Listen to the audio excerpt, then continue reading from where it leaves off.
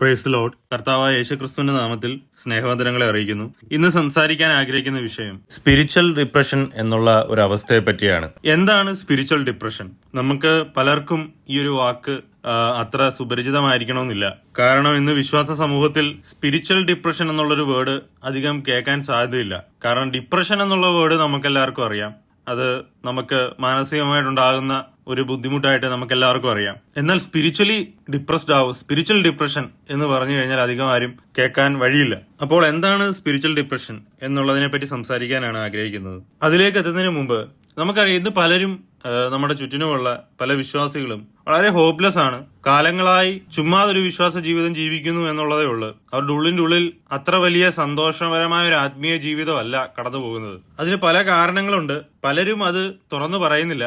പറയാത്തത് ആൾക്കാർ അവരെ ജഡ്ജ് ചെയ്യും എന്നുള്ള പേടി കൊണ്ടൊക്കെ ആയിരിക്കാം പലരും അത് തുറന്നു പറയുന്നില്ല. പിന്നെ ചിലർ വിചാരിക്കുന്നത് ഇങ്ങനെയാണ് ക്രിസ്തീയ ജീവിതം, ഈ ഒരു ഡിപ്രസീവ് ലൈഫാണ്. അത് പലരും വിചാരിച്ചിരിക്കുന്നത് ക്രിസ്തീയ ജീവിതം ഇങ്ങനെയാണ്, ഫുൾ നിരാശയും വേദനയും നിറഞ്ഞതാണ്. തീർച്ചയായിട്ടും ക്രിസ്തീയ ജീവിതത്തിന് ലോകത്തിൽ എപ്പോഴും ദുഃഖമുണ്ട്. കർത്താവിന് ലോകത്തിൽ ദുഃഖമുണ്ടായിരുന്നു, നമുക്കും ലോകത്തിൽ ദുഃഖമുണ്ട്. പക്ഷേ കർത്താവിന് സന്തോഷവും ഉണ്ടായിരുന്നു. പിതാവിനോട് കൂടെയുള്ള സന്തോഷം കർത്താവിന് എപ്പോഴും ഉണ്ടായിരുന്നു. കർത്താവിന് ഒരിക്കലും നിരാശയുള്ള ഒരു ജീവിതമായിരുന്നില്ല.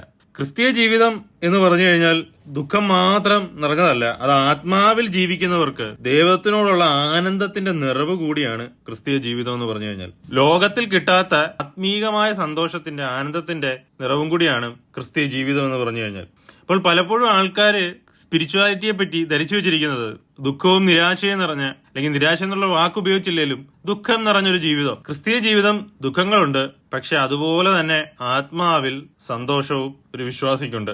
അപ്പോൾ ഒരിക്കലും ഒരു വിശ്വാസി ക്രിസ്തുവിനെ ഫോളോ ചെയ്യുന്നത് കൊണ്ട് ഡിപ്രഷനിലേക്ക് കടക്കത്തില്ല. അപ്പോൾ ഡിപ്രഷനിലേക്ക് കടക്കുന്നത് പല കാരണങ്ങളാലാണ്, വിശ്വാസിയുടെ ജീവിതത്തിൽ നടക്കുന്ന പല കാരണങ്ങളാലാണ്. അതിനെപ്പറ്റി സംസാരിക്കാനാണ് ഞാൻ ആഗ്രഹിക്കുന്നത്. അതുപോലെ സ്പിരിച്വൽ ഡിപ്രഷനും ക്ലിനിക്കൽ ഡിപ്രഷനും രണ്ടാണ്. സ്പിരിച്വൽ ഡിപ്രഷൻ എന്ന് പറഞ്ഞു കഴിഞ്ഞാൽ ഒരു വിശ്വാസി നേരിടുന്ന, തന്റെ ആത്മീയ ജീവിതത്തിൽ ആത്മീകമായി നേരിടുന്ന ഒരു വലിയ പ്രശ്നമാണ്. മറ്റേ ക്ലിനിക്കൽ ഡിപ്രഷൻ എന്ന് പറഞ്ഞു കഴിഞ്ഞാൽ അത് തികച്ചും ഒരു മാനസിക ബുദ്ധിമുട്ടാണ്, ഒരു ഡിസോർഡർ ആണ്. ഈ സ്പിരിച്വൽ ഡിപ്രഷൻ എന്ന് പറഞ്ഞു കഴിഞ്ഞാൽ നമ്മൾ സാധാരണ സമൂഹത്തിൽ കേട്ടുവരുന്ന മെന്റൽ ഡിപ്രഷൻ അല്ല സ്പിരിച്വൽ ഡിപ്രഷൻ എന്ന് പറഞ്ഞു കഴിഞ്ഞാൽ. അപ്പോൾ എന്താണ് സ്പിരിച്വൽ ഡിപ്രഷൻ? സ്പിരിച്വൽ ഡിപ്രഷൻ എന്ന് പറഞ്ഞാൽ താൽക്കാലികമായി ഉണ്ടാകുന്ന ആത്മീകമായ ദുഃഖങ്ങളും വിഷമങ്ങളും മാത്രമല്ല, അതല്ല. താൽക്കാലികമായി ഉണ്ടാകുന്ന ആത്മീക വിഷമങ്ങളാണേലും ദുഃഖങ്ങളാണേലും അതല്ല സ്പിരിച്വൽ ഡിപ്രഷൻ. സ്പിരിച്വൽ ഡിപ്രഷൻ എന്ന് പറഞ്ഞു കഴിഞ്ഞാൽ കുറച്ചുകൂടി ഡീപ്പാണ്, കുറച്ചുകൂടി ആഴത്തിൽ ഇറങ്ങിയിരിക്കുന്നതാണ്. നമ്മുടെ ഉള്ളിന്റെ ഉള്ളിൽ ആഴത്തിൽ നിറഞ്ഞിരിക്കുന്ന ഒരു ഹെവിനെസ്, ആഴത്തിൽ നമ്മുടെ ഉള്ളിന്റെ ഉള്ളിലുള്ള ഒരു ഭാരം, നമ്മുടെ പ്രാണനിലുള്ള ഒരു വലിയ ഹെവിനെസ് ആയിട്ടുള്ള ഒരു ഫീലിംഗ്, ഒരു ഭാരം, പ്രാണനിലുള്ള ഒരു ഭാരം ഉള്ള അവസ്ഥ.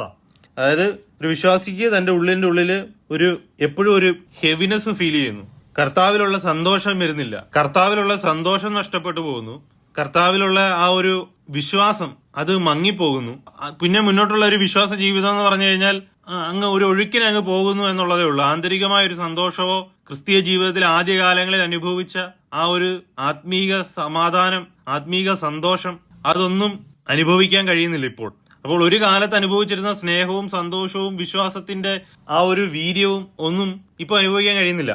അങ്ങനെ ഒരു അവസ്ഥയാണ് സ്പിരിച്വൽ ഡിപ്രഷൻ എന്ന് പറഞ്ഞു കഴിഞ്ഞാൽ. സാധാരണയായി സ്പിരിച്വൽ ഡിപ്രഷൻ ആൾക്കാർ ഫേസ് ചെയ്യുന്നത് അവർ പുറമേ ഉള്ള ചില വർക്കുകളിൽ ആശ്രയിച്ചാണ്. പുറമേ ഉള്ള ചില സ്പിരിച്വൽ പ്രാക്ടീസ്, പ്രവൃത്തിയുടെ തലത്തിൽ നിൽക്കുന്ന ചില സ്പിരിച്വൽ പ്രാക്ടീസ് വെച്ചിട്ട് അവര് ഒരു ടെമ്പററി സമാധാനം കണ്ടെത്തും. പക്ഷെ കുറച്ച് നാൾ കഴിയുമ്പം പിന്നെ അവർക്ക് ഈ ഉള്ളില് ഞരക്കവും ഇതൊക്കെ വരുമ്പോൾ പിന്നെ അവർ പോയി ഇതേ സംഭവം പ്രാക്ടീസ് ചെയ്യും. കൂടുതലായി നമ്മുടെ ട്രഡീഷണൽ ചർച്ചുകളിൽ അങ്ങനെയാണ് കണ്ടുവരുന്നത്.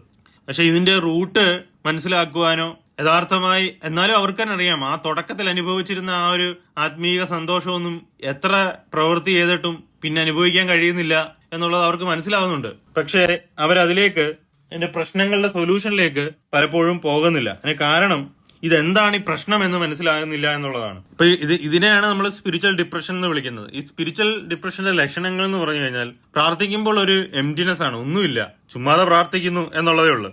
വചനം വായിക്കുമ്പോഴും ഒരു ഡ്രൈനെസ് ഫീൽ ചെയ്യുന്നു. അതായത് ആദ്യകാലങ്ങളിൽ വചനം വായിച്ചപ്പോൾ ഉണ്ടായിരുന്ന ഒരു ആത്മീക സന്തോഷമോ അല്ലെ ഒരു ജീവനോ അനുഭവിക്കാൻ കഴിയുന്നില്ല.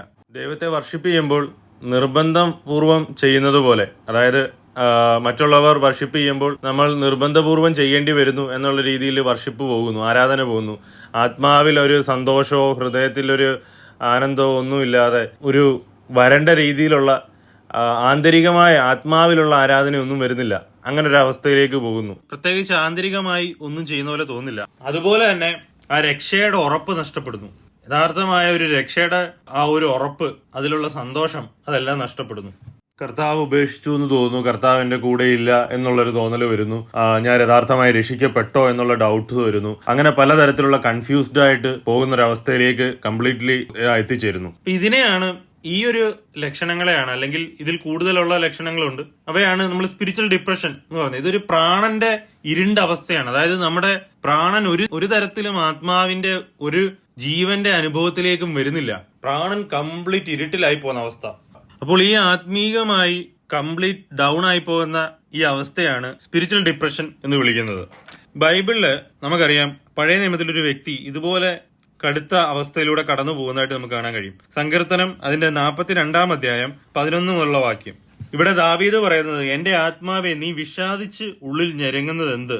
ഇവിടെ ഇംഗ്ലീഷിൽ പറഞ്ഞിരിക്കുന്നത്, why are you cast down O my soul and why are you in turmoil within me.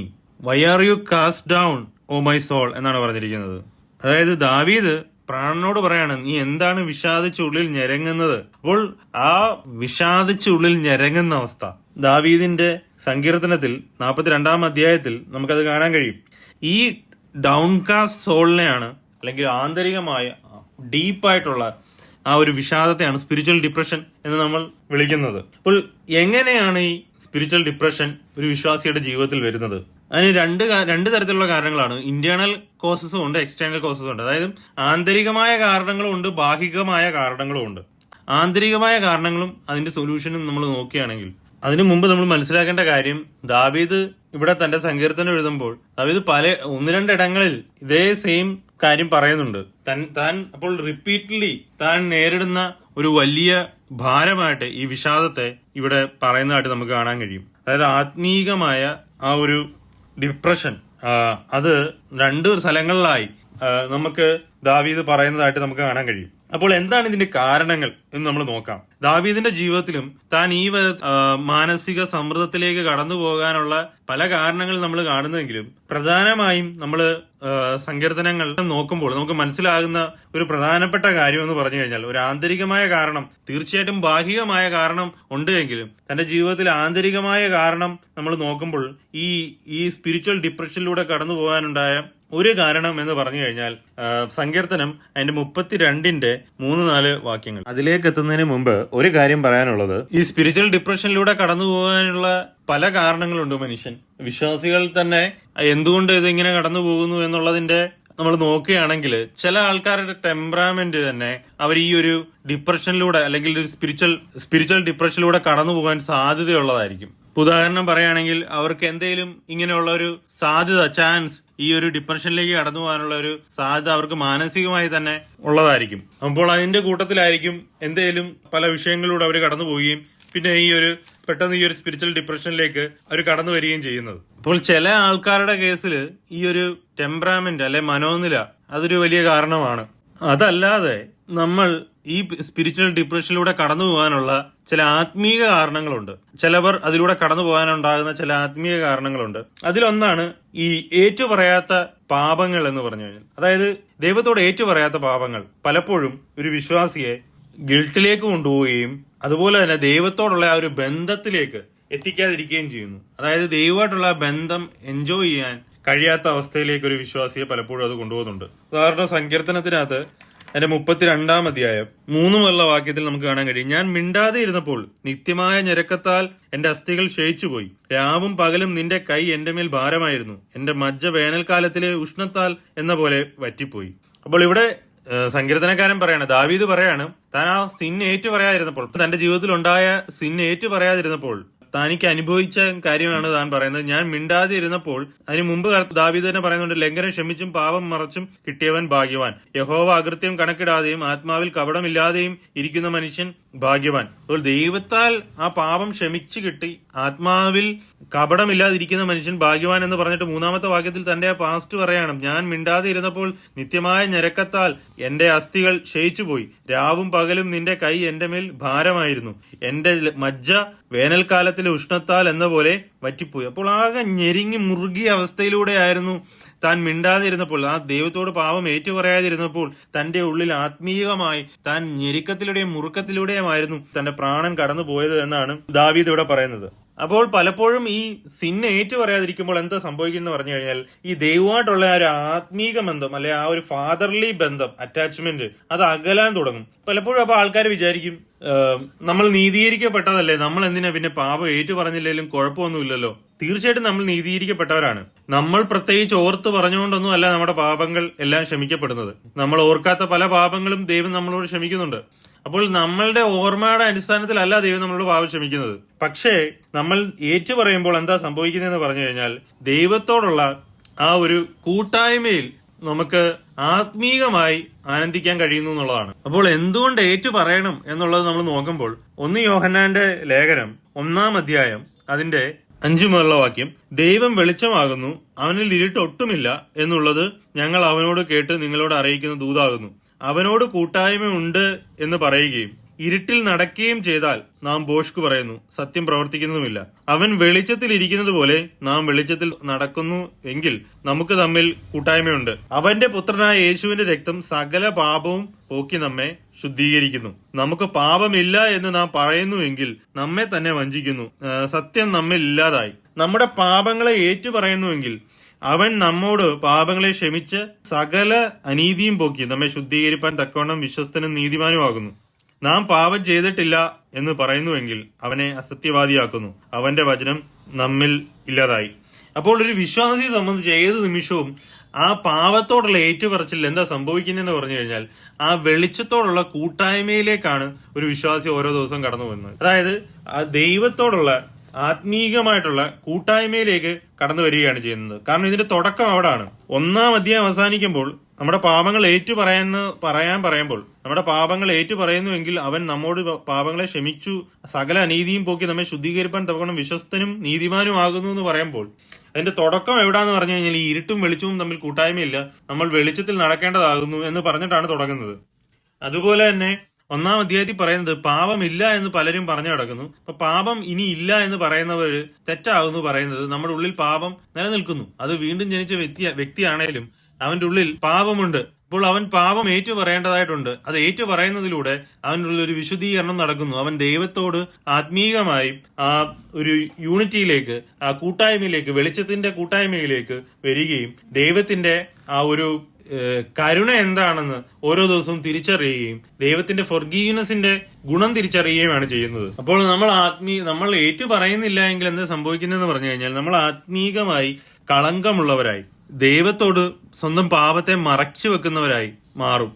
അതെന്ത് ചെയ്യും? അത് നമ്മളെ ആത്മീകമായ ഒരു സമാധാനത്തിൽ തരത്തില്ല. ഒരു വിശ്വാസി മനസ്സിലാക്കേണ്ട ഒരു കാര്യം എന്ന് പറഞ്ഞു കഴിഞ്ഞാൽ അവർക്ക് ആത്മാവ് തരുന്നൊരു സമാധാനമുണ്ട് എല്ലാ ദിവസവും. അത് ആത്മീകമായി അയാൾ അനുഭവിക്കണം. പലപ്പോഴും ഈ ഹൈപ്പർ കാൽവിനിസം പഠിപ്പിക്കുന്ന അല്ലെങ്കിൽ ഹൈപ്പർ കാൽവിനിസം ഫോളോ ചെയ്യുന്ന ആൾക്കാരുടെ ഒരു പ്രശ്നം എന്ന് പറഞ്ഞു കഴിഞ്ഞാൽ ഇവർക്ക് തിയോളജിക്കലി അറിയാം ദൈവം ഫൊർഗീവ് ചെയ്തു, എല്ലാ സിന്നും ദൈവം ഫൊർഗീവ് ചെയ്തു. ഇപ്പം നിയമപരമായി നോക്കുകയാണെങ്കിൽ ദൈവം എല്ലാ സിന്നും ഫൊർഗീവ് ചെയ്തു. അപ്പൊ എന്താ സംഭവിക്കുന്നത്?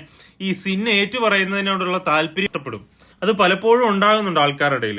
അപ്പോൾ പാപം ക്ഷമിച്ചല്ലോ, അപ്പം ഒരു പാപം മനസ്സിലാക്കിയാൽ തെറ്റാണെന്ന് അവർക്കറിയാം. പക്ഷെ അവർ ഏറ്റു പറയാനൊന്നും എനിക്ക് തോന്നുന്നില്ല. കാരണം ദൈവം ക്ഷമിച്ചല്ലോ, ഇനി ഏറ്റു പറയേണ്ട കാര്യമൊന്നുമില്ല. അപ്പൊ ഏറ്റു പറയുമ്പോൾ അതിനകത്ത് ഒരുപാട് ആത്മീകപരമായ കാര്യങ്ങൾ നടക്കുന്നുണ്ട്. നമുക്കത് മനസ്സിലാക്കാൻ കഴിയില്ല.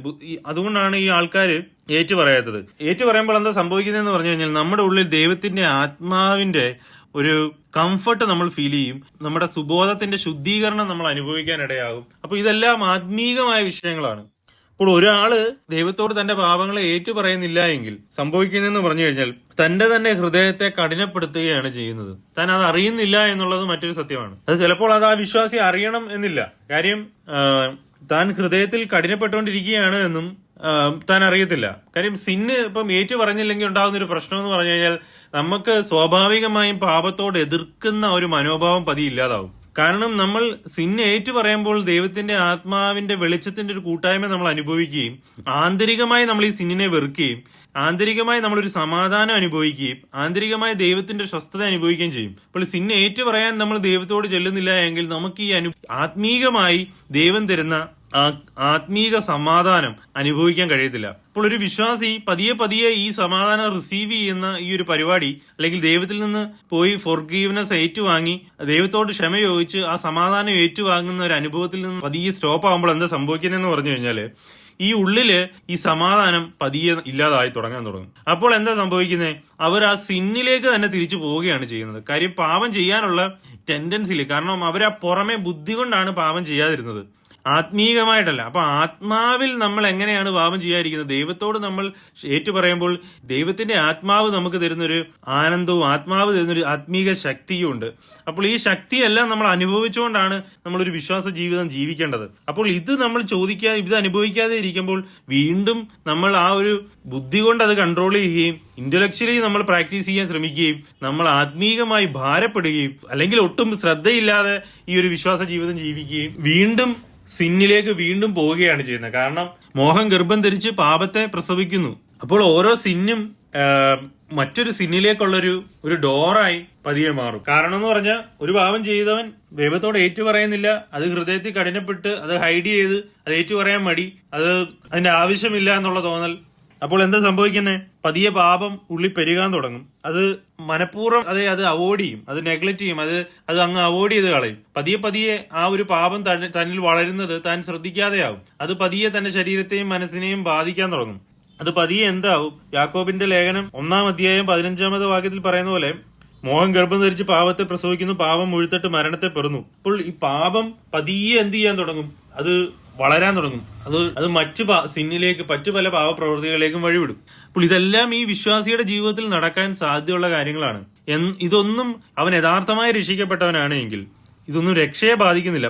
അപ്പോൾ ഈ ഒരു പ്രധാനപ്പെട്ട കാര്യം, ഈ സിന്ന് ഏറ്റുപറയാത്ത അവസ്ഥ ദാവീദിന് വന്നതുപോലെ ആ ഒരു ആത്മീകമായ ഞെരുക്കം ഒരു വിശ്വാസിക്ക് വരാനുള്ള സാധ്യത വളരെ വലുതാണ്. അതിന് കാരണം ഞാൻ പറഞ്ഞതുപോലെ ഈ സിന്ന് ഏറ്റുപറയുന്നില്ല, ദൈവത്തോട് പാപം ഏറ്റുപറയുന്നില്ല. ആ പാപം ഏറ്റുപറയുമ്പോൾ ഉണ്ടാകുന്ന ആത്മീക കൂട്ടായ്മ, ദൈവത്തോടുണ്ടാകുന്ന ഒരു ആത്മീക കൂട്ടായ്മ അത് അനുഭവിക്കുന്നില്ല. ദൈവത്തിന്റെ ആ ശുദ്ധീകരണ പ്രവൃത്തി അത് അനുഭവിക്കുന്നില്ല. തെറ്റായ ഒരു ബോധ്യത്തിൽ താൻ പാപിയല്ല. പലരും അങ്ങനെയാണ് വിശ്വസിക്കുന്നത്. തന്റെ ഉള്ളിൽ ഇനി പാപമില്ല, കാരണം ഈ ഹൈപ്പർ ഗ്രേസുകാര് പറയുന്ന പോലെ ഇനി പാപമില്ല, കാരണം നമ്മൾ പുതിയ സൃഷ്ടിയായി, ക്രിസ്തു നമുക്ക് നീതിയായി, നമ്മുടെ ശരീരം ജഡത്തിൽ മരിച്ചു, ഇനി അതിനവിടെ സ്ഥാനമൊന്നുമില്ല, സ്വാഭാവികമായിട്ട് സ്ഥാനമൊന്നുമില്ല. അപ്പൊ എന്താ ചെയ്യേണ്ടത്? അതിനകത്ത് വലിയ നമ്മൾ ബോധേടാകേണ്ട കാര്യമില്ല എന്നാണ് പലരും ഈ ഒരു കാര്യത്തിൽ മനസ്സിലാക്കുന്നത്. അപ്പോൾ എന്താ സംഭവിക്കുന്നത്?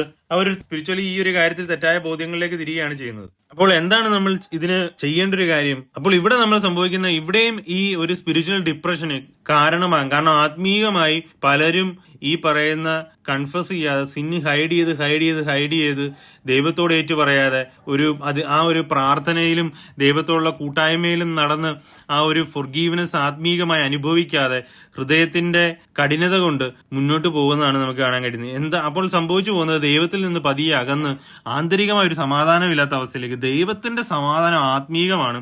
അതൊരു വിശ്വാസി ആത്മീകമായി അനുഭവിക്കാതെ അവർക്കൊരിക്കലും ഒരു സമാധാനം കണ്ടെത്താൻ കഴിയത്തില്ല. ആത്മാവ് ഉള്ളിലിരുന്ന് ഞെരുങ്ങുകയും ഈ സിന്നിനോട് എതിർക്കുകയും ഒരു സ്വസ്ഥതയില്ലായ്മ അയാളുടെ ഉള്ളിൽ അയാൾക്ക് എന്നും അനുഭവിക്കാനിടയാകും. അപ്പോൾ സോൾ ഇതിന്റെ നടുക്ക് കടന്ന് കഷ്ടപ്പെടുന്നതാണ്, നിരാശപ്പെടുന്നതാണ് നമുക്ക് കാണാൻ കഴിയുന്നത്. അപ്പോൾ എന്താ ചെയ്യേണ്ടത്?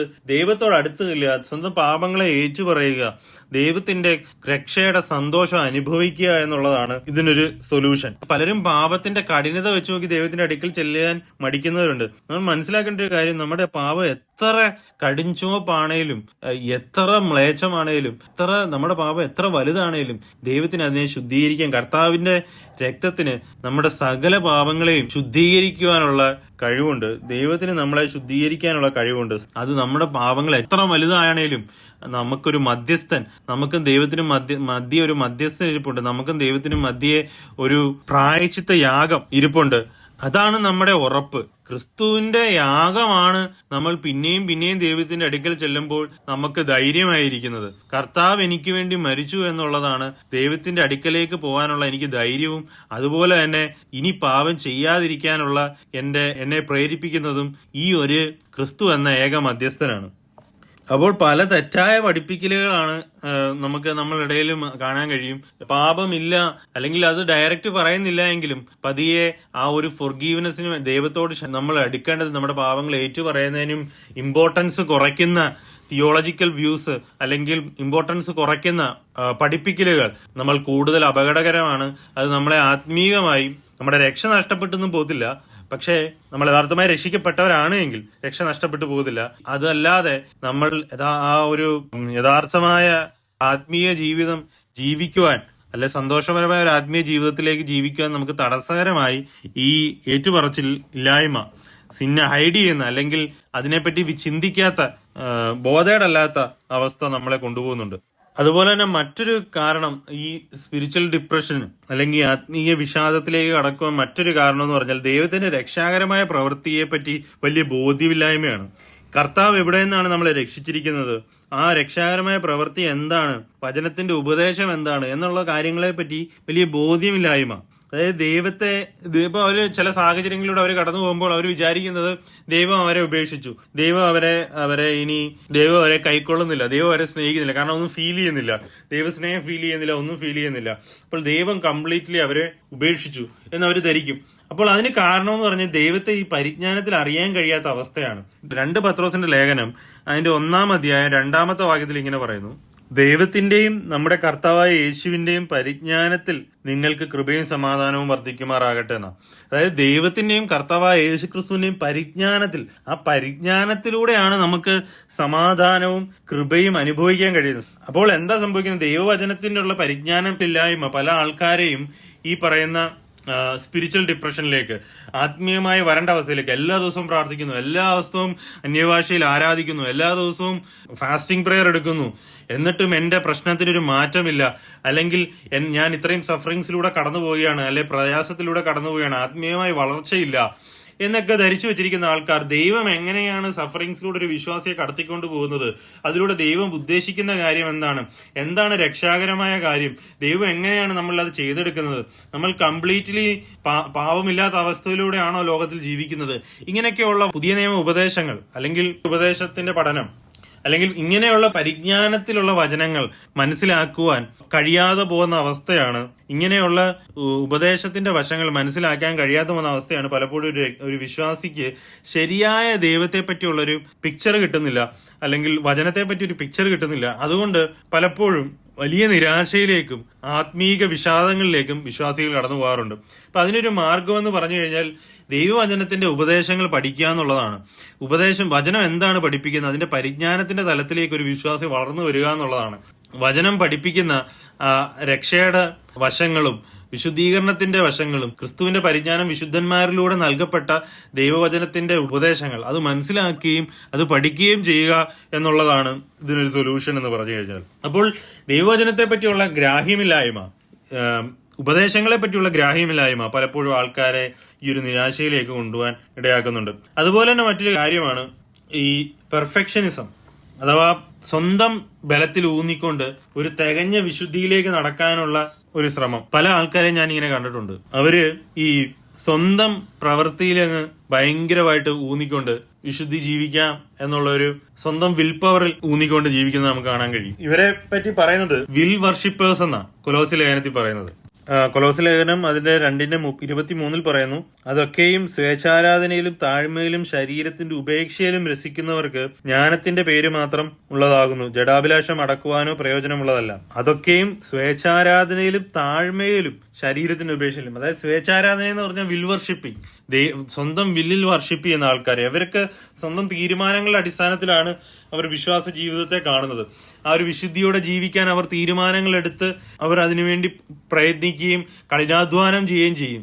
പക്ഷെ എന്താ സംഭവിക്കുന്നത്? അവർ ദൈവത്തിന്റെ കൃപയിൽ ആശ്രയിക്കുകയല്ല ചെയ്യുന്നത്, ദൈവശക്തിയിൽ ആശ്രയിക്കുകയല്ല ചെയ്യുന്നത്, സ്വന്തം വിൽ പവറിൽ ആശ്രയിക്കുക ചെയ്യുന്നത്. അപ്പം ഒരു ക്രിസ്തീയ ജീവിതം ജീവിക്കുവാൻ, ആത്മീയമായ ഒരു വിശുദ്ധ ജീവിതം ജീവിക്കുവാൻ സ്വന്തം വിൽ പവറിൽ ആശ്രയിക്കുമ്പോൾ എന്താ സംഭവിക്കുന്നത്? കുറെ നാൾ കഴിയുമ്പോൾ അവർ നിരാശപ്പെടുകയാണ് ചെയ്യുന്നത്. നല്ല സ്ട്രോങ് വിൽ പവർ ഉള്ളവരാണെങ്കിൽ അങ്ങനെ നിന്ന് പോകും. അങ്ങനെയുള്ള ലീഡർഷിപ്പിന് കീഴിലുള്ള ആൾക്കാരുടെ അവസ്ഥയാണ് വളരെ കഷ്ടം. അവർക്ക് ഈ സ്ട്രോങ് വിൽ പവർ ഒന്നും കാണത്തില്ല. അപ്പോഴെന്താ സംഭവിക്കുന്നത്? അവര് ഈ പറയുന്ന ആത്മീയ വിഷാദത്തിലൂടെ കടന്നുപോകും. കൂടുതലും ഇന്ന് നമ്മുടെ ചുറ്റിനും കാണുന്നത് അതാണ്.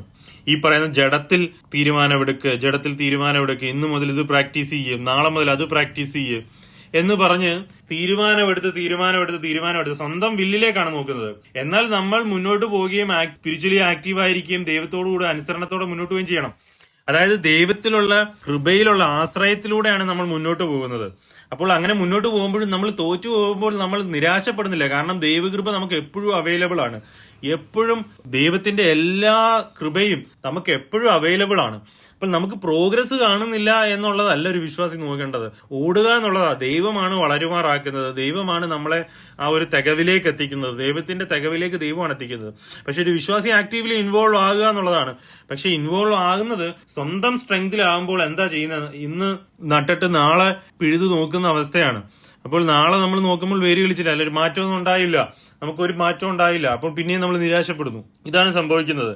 നമ്മൾ മനസ്സിലാക്കേണ്ട ഏത് സിന്നും ആയിക്കോട്ടെ, നിങ്ങൾ കാലാകാലങ്ങളായി കടന്നു പോകുന്ന ഏത് സിന്നും ആയിക്കോട്ടെ, നിങ്ങൾ കടന്നു പോകുന്ന ഏത് സിന്നും ആയിക്കോട്ടെ, ദൈവത്തിന്റെ കൃപ നമുക്ക് സഫീഷ്യന്റ് ആണ് എല്ലാ സിന്നിനെയും ഓവർകം ചെയ്യാനുള്ള.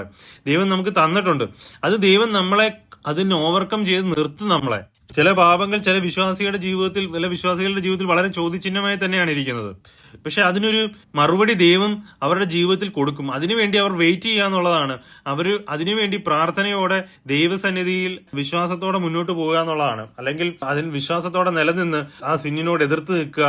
ദൈവം അതിന് ഒരു ജയം തരുന്ന നാൾ വരെയും അങ്ങനെ മുന്നോട്ട് പോകുക എന്നുള്ളതാണ്. ഈ ഹൈപ്പർ അർമേനിയൻസുകാർക്ക് സംഭവിച്ചു പോകുന്ന ഇതാണ്. അവർ അവരുടെ വില്ലിലാണ് ഫോക്കസ് ചെയ്യുന്നത്. അതായത് പണ്ടൊരു ദേവദാസൻ പറഞ്ഞൊരു കാര്യമുണ്ട്, കാൽവിനിസ്റ്റുകാരൻ ഇരുന്ന് മരിക്കും, അർമേനിയനിസ്റ്റ് ഓടി മരിക്കുമെന്ന്. ഇത് വളരെ ഒരു തരത്തിൽ നോക്കിയാൽ ശരിയായുള്ള കാര്യമാണ്. ഹൈപ്പർ കാൽവിനിസത്തിലേക്ക് പോകുമ്പോൾ ഒരു വിശ്വാസി സംഭവിച്ചു പോകുന്നതെന്ന് പറഞ്ഞു കഴിഞ്ഞാൽ, നമ്മൾ ആദ്യം കണ്ടതുപോലെ പലപ്പോഴും പല ആൾക്കാരും ഞാൻ ആദ്യം പറഞ്ഞൊരു കാര്യമുണ്ടല്ലോ, പാപത്തെ ഏറ്റു പറയാത്ത അവസ്ഥ. ഇത് നമ്മൾ പലപ്പോഴും ഹൈപ്പർ കാൽവിനിസം അല്ലെങ്കിൽ ഹൈപ്പർ ഗ്രേസ് ഒക്കെ ഫോളോ ചെയ്യുന്ന ആൾക്കാർ, കൂടുതലും ഈ ഹൈപ്പർ കാൽവിനിസം ഫോളോ ചെയ്യുന്ന ആൾക്കാർക്ക് സംഭവിച്ചു പോകുന്ന അവർക്ക് പാപമല്ല ക്ഷമിച്ചു, അപ്പോൾ ഇനി പ്രത്യേകിച്ച് നമുക്ക് ക്ഷമ ചോദിക്കേണ്ട ആവശ്യം വരുന്നില്ല. അപ്പോൾ അത് പതിയെ വരുന്നതാണ്. ഇപ്പൊ തിയോളജി അങ്ങനെ പഠിപ്പിക്കുന്നില്ല എങ്കിലും ആ ഒരു ആറ്റിറ്റ്യൂഡ് ഈ പറയുന്ന ആൾക്കാർക്ക് സ്വാഭാവികമായി ഉണ്ടായി വരുന്നുണ്ട്. അതൊരു വലിയ അപകടകരമായ ഒരു കാര്യമാണ്. ഹൈപ്പർ ഗ്രേസ് പഠിപ്പിക്കുന്ന ആൾക്കാർക്ക് പിന്നെ പാപമില്ല. അവര് പാപത്തെ പറ്റി പിന്നെ അങ്ങനെ ഒരു ഐഡിയോളജിയിൽ അങ്ങ് എത്തിച്ചേരും. അവര് തന്നെ ഇനിയിപ്പോ പാപമില്ല, കർത്താവ് നമ്മളെ പാപിയായിട്ടല്ല കാണുന്നത്, അപ്പൊ നമ്മൾ ഇനി പാപമില്ല, കർത്താവ് നമ്മളെ എറ്റേണൽ വ്യൂവിലാണ് കാണുന്നത്, അതുകൊണ്ട് നമുക്ക് ഇനി അതിനെപ്പറ്റി ചിന്തിക്കേണ്ട എന്നുള്ള രീതിയിലാണ് ഹൈപ്പർ ഗ്രേസുകാർ ചിന്തിക്കുന്നത്. ഇവിടെ എല്ലാം പ്രശ്നം വരുന്നതെന്ന് പറഞ്ഞു കഴിഞ്ഞാൽ ഈ ദൈവത്തോട് പോയി ക്ഷമ ചോദിക്കുന്ന അല്ലെങ്കിൽ സ്വന്തം പാപങ്ങൾ ഏറ്റു പറയുന്ന ആ ഒരു പ്രോസസ്സ് അതിൽ നിന്ന് അങ്ങ് പതിയെ മാറിപ്പോകും. ഇവര് ദൈവത്തോട് ഏറ്റു പറയുന്ന പരിപാടിയൊക്കെ അങ്ങ് നിൽക്കും. ദൈവം മാറ്റും. അത് അവരുടെ ജഡത്തെ തകർത്തുകൊണ്ട് അല്ലെങ്കിൽ അങ്ങനെ പലവിധ സാഹചര്യങ്ങളിലൂടെ അവരെ കടത്തി വിട്ടിട്ടായിരിക്കും ദൈവം ചിലപ്പോൾ അങ്ങനെ ചെയ്യുന്നത്. അത് ദൈവത്തിന്റെ ഇഷ്ടമാണ്. വിശുദ്ധീകരണത്തിലൂടെ അവർ കടന്നു പോകുന്നതിന്റെ അളവ് അത് എത്രത്തോളം ഉണ്ടെന്ന് അത് ദൈവത്തിന്റെ ഇഷ്ടമാണ്. ദൈവം കരുണ കാണിക്കുന്നതിനൊത്തവണ്ണമാണ്. പക്ഷെ ഒരു വിശ്വാസിക്ക് ആ റെസ്പോൺസിബിലിറ്റിയിൽ നിന്ന് മാറിപ്പോകുമ്പോൾ എന്താ സംഭവിക്കുന്നതെന്ന് പറഞ്ഞു കഴിഞ്ഞാൽ അവരുടെ ഹൃദയം കഠിനപ്പെട്ടു പോവുകയും ഭയങ്കരമായ കോൺസിക്വൻസിലൂടെ അവരുടെ ഹൃദയത്തിന്റെ കഠിനത മാറ്റുവാൻ ദൈവത്തിന് അവരെ ഡിസിപ്ലിൻ ചെയ്യേണ്ടതും വരികയുമാണ് ചെയ്യുന്നത്. അപ്പോൾ എന്താ സംഭവിക്കുന്നത്? ഈ പറയുന്ന ഉപദേശം അവരെ ഇങ്ങനെ സിന്നിൽ റെസ്റ്റ് എടുക്കാൻ പ്രേരിപ്പിക്കുകയും ഈ പറയുന്ന മറ്റൊരു ഉപദേശം അവരെ സിന്നിനെതിരെ പോരാടി മരണം വരെയും സ്വന്തം ശക്തിയിൽ പോരാടുവാൻ പ്രേരിപ്പിക്കുകയാണ് ചെയ്യുന്നത്. ഇതൊന്നും അറിയാത്ത ചില ആൾക്കാർ ഉപദേശവും അറിയത്തില്ല, മറ്റു കാര്യങ്ങളൊന്നും അറിയത്തില്ല. ആത്മാവാണ് നമ്മളെ ജീവിപ്പിക്കുന്നത്. ഉപദേശമൊന്നും അറിഞ്ഞില്ലെങ്കിലും കുഴപ്പമില്ല, ആത്മാവാണ് നമ്മളെ ജീവിപ്പിക്കുന്നത്, അതുകൊണ്ട് ഉപദേശമൊന്നും അറിയണമെന്ന് നിർബന്ധമില്ല എന്ന് വിശ്വസിക്കുന്നവരുണ്ട്. പക്ഷെ അങ്ങനെയല്ല നാം ചെയ്യേണ്ടത്. ദൈവവചനത്തിലൂടെ നമ്മൾ ദൈവത്തിന്റെ പുതിയ നിയമ ഉപദേശം നമ്മൾ മനസ്സിലാക്കേണ്ടതാണ്. ദൈവം അപ്പോസ്തലന്മാരിലൂടെ നൽകപ്പെട്ട ഉപദേശങ്ങളുണ്ട്. അത് തീർച്ചയായിട്ടും നമ്മൾ അറിഞ്ഞിരിക്കണം. അത് നമ്മളെ വിശ്വാസ ജീവിതത്തിൽ നമുക്ക് വളരെ ആവശ്യമാണ് ഒരു വിശുദ്ധ ജീവിതം ജീവിക്കുവാൻ. അപ്പോൾ ചില ആൾക്കാർ അതിന് പഠിക്കുവാൻ താല്പര്യപ്പെടുന്നില്ല. അവർ ഈ പറയുന്ന സ്പിരിച്വൽ ഗിഫ്റ്റിൽ മാത്രം ഫോക്കസ് ചെയ്യുകയാണ് ചെയ്യുന്നത്. ഞാൻ അങ്ങനെയുള്ളവരെയും കണ്ടിട്ടുണ്ട്. അവർ ഈ പറയുന്ന ആത്മാവിന്റെ ബലങ്ങൾ മാത്രം അല്ലെങ്കിൽ ആത്മാവിൽ നിറഞ്ഞു നിൽക്കുക എന്നുള്ളത് മാത്രം, ഈ ഉപദേശത്തിന്റെ വചനത്തിന്റെ തലങ്ങൾ മനസ്സിലാക്കുന്നില്ല. നമ്മൾ ഇന്റലക്ച്വലിയും ബുദ്ധിപരമായും വചനം മനസ്സിലാക്കണം. വചനം മനസ്സിലാക്കരുതെന്നല്ല, ബുദ്ധിപരമായി വചനം മനസ്സിലാക്കുന്ന എന്തെങ്കിലും മോശമാണെന്നും അല്ല. ഞാൻ കഴിഞ്ഞ മെസ്സേജുകളിൽ പറഞ്ഞിട്ടുണ്ട്, ബുദ്ധിപരമായി മാത്രം വചനം മനസ്സിലാക്കുന്നതിന്റെ പ്രോബ്ലം ഞാൻ പറഞ്ഞിട്ടുണ്ട്.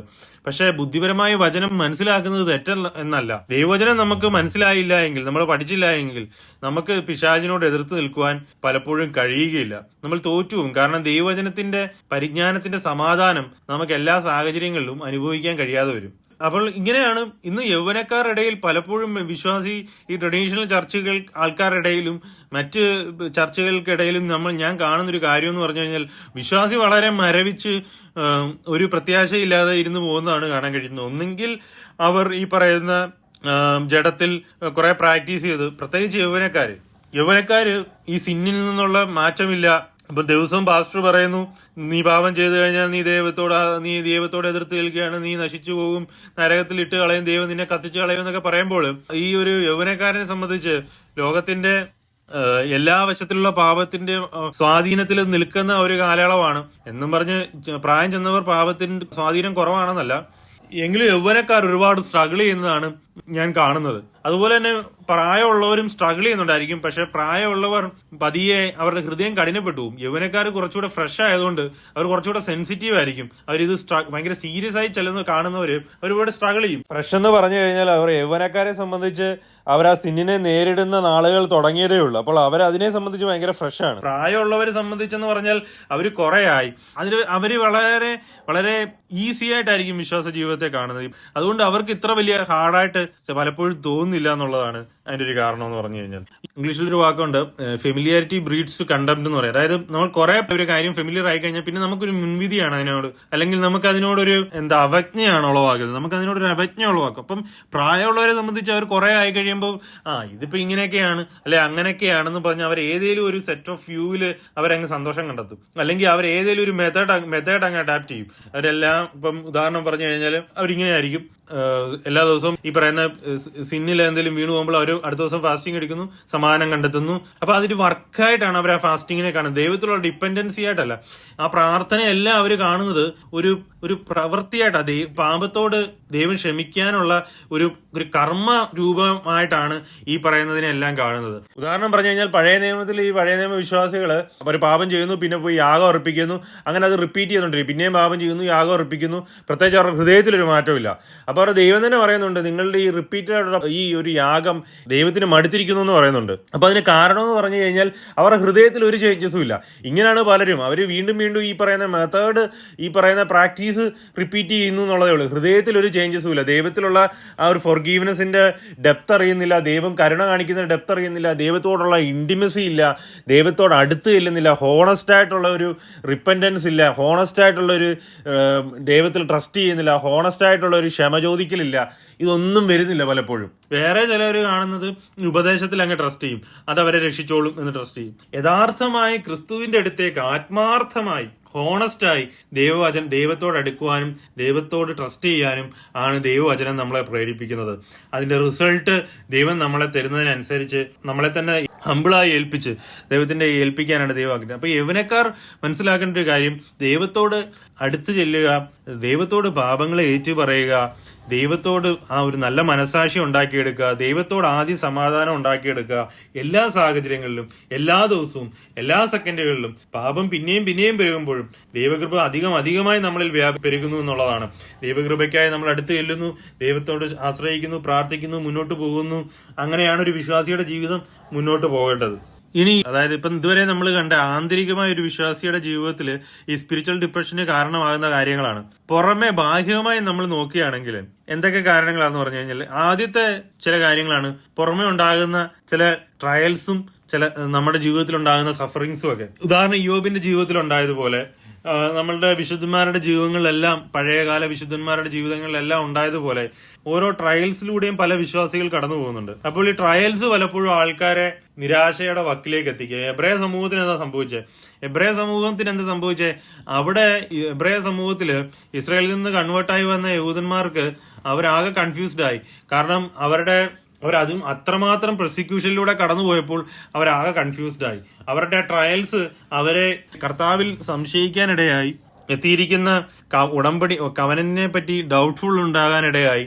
അവിടേക്കാണ് എബ്രായ ലേഖനക്കാരൻ പറഞ്ഞിരിക്കുന്നത്, നിങ്ങൾ എത്തിയിരിക്കുന്നത് ഏറ്റവും ബെസ്റ്റ് കവനന്റിലേക്കാണ്, നിങ്ങൾ ഒരിക്കലും തിരിച്ചു പോകരുത്, തിരിച്ചു പോയാൽ വേറെ മാർഗമൊന്നുമില്ല എന്ന് പറയുന്നതും അവിടെയാണ് നമുക്ക് കാണാൻ കഴിയുന്നത്. അതുപോലെ തന്നെ യോഹന്നാൻ സ്നാപകൻ കാരാഗ്രഹത്തിൽ അകപ്പെടുമ്പോൾ വരുവാനിരിക്കുന്നവൻ മെശിഹ കർത്താവ് തന്നെയാണോ എന്ന് തന്റെ ശിഷ്യന്മാരെ വിട്ട് ചോദിപ്പിക്കുന്നത് നമുക്ക് കാണാൻ കഴിയും. അതെന്താണ്?